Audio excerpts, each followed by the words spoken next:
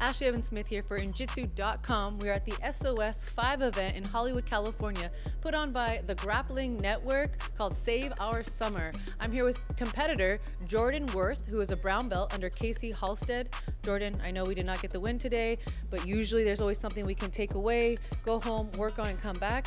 What are you going to work on? What are you going to come back with? So up to this match, I wasn't really training a lot of EBI overtime. I was planning on getting all of my work done in regulation. Hats off to my opponent. He was very, very good at escaping. He's very good at doing, I wouldn't call it stalling because he was engaging with me, you know what I mean? A lot of people were like, he stalled you out until the end. I don't think he necessarily stalled me out. I think he's just very, very good at escaping, keeping himself safe, doing just enough work, and then escaping when he's in danger. I had him very close to the end a couple times, and I didn't get the finish. You know what I mean? He rode me out till regulation, and he had very good back control. I didn't train enough escaping EBI overtime, and I think that was his game plan, was getting to EBI overtime and then winning from EBI overtime. So we had clashing game plans. My game plan was to finish in regulation. I think his game plan was to ride regulation out and to win EBI overtime, and his game plan ended up winning today, so hats off to him. Yeah. You can't always prepare for every style, especially when you're expecting someone to be a little more aggressive and, you know, not taking anything away from your competitor, but, you know, maybe you're right. Maybe he did have that type of style where he waited to the last minute to pull something out of his butt, you know, to do that kind of, to play his game. And he won his game plan, you know what I mean? He had a game plan, he stuck to the game plan, and his game plan won. You know what I mean? He's I don't know exactly how long he's been training. I know he's a somewhat new competitor. He's a young kid, and you know, he had a game plan today. He stuck to his game plan, and he rode me out and he won. You know what I mean? Hats off to him. Yeah. How important do you think getting lots of mat time, competition time is? I mean, you can train all day, but what's the value of actually getting out here in these lights? You know, putting yourself out there, it's hard, right? I mean, win or lose, you know, like winning is great, but like this feeling is not the best, but there is a benefit.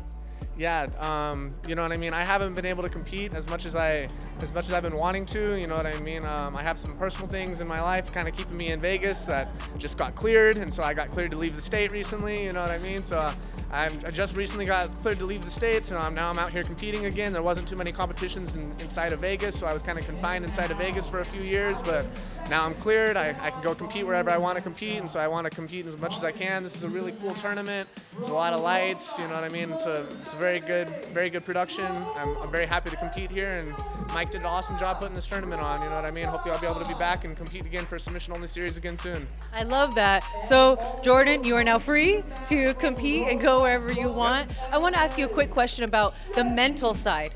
Do you do anything? You're a brown belt. You've been in this sport for a minute. You probably train with some of the best people. You've probably seen the ups and downs, injuries.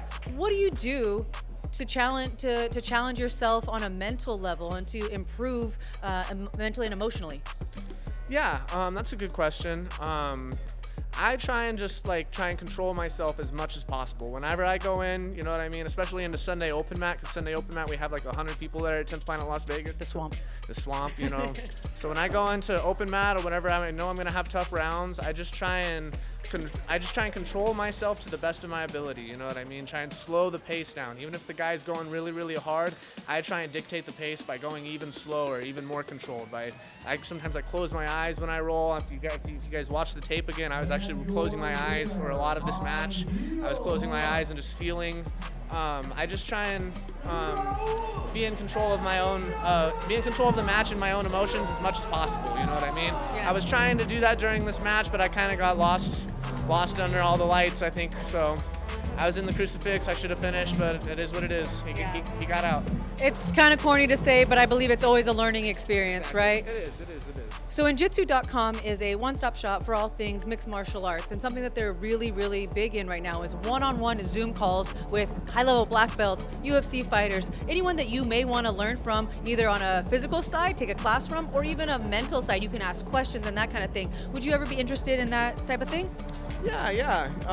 There's all sorts of black belts that I would like to learn from. There's all sorts of UFC fighters I would like to learn from as well, you know what I mean?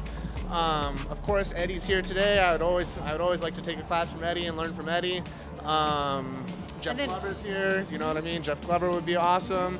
You know, some of my favorite UFC fighters, maybe something from like Israel Adesanya or something like that. You know, there's all sorts of people that I would like to take classes from. For sure. UFC fighter Aljamain Sterling, he's probably one of our most well-known coaches on there. So that's very, very possible to have someone that level teach you one-on-one, and then flipping the switch, you're a brown belt, you have a wealth of jiu-jitsu knowledge. You can actually be paid to share your wealth. Is that something that might interest you as well? Yeah, that's super interesting to me for sure. I would anytime I can make money sharing my knowledge, that's what I want to do for my life. So for sure, I'm very interested. Okay.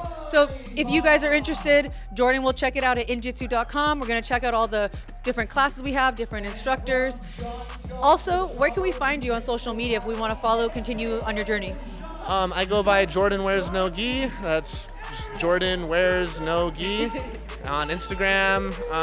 Jordan Wirth on Facebook, but I'm most active on Instagram. Jordan Wears No Gi. Thank you so much, Jordan. Thank you, Jordan.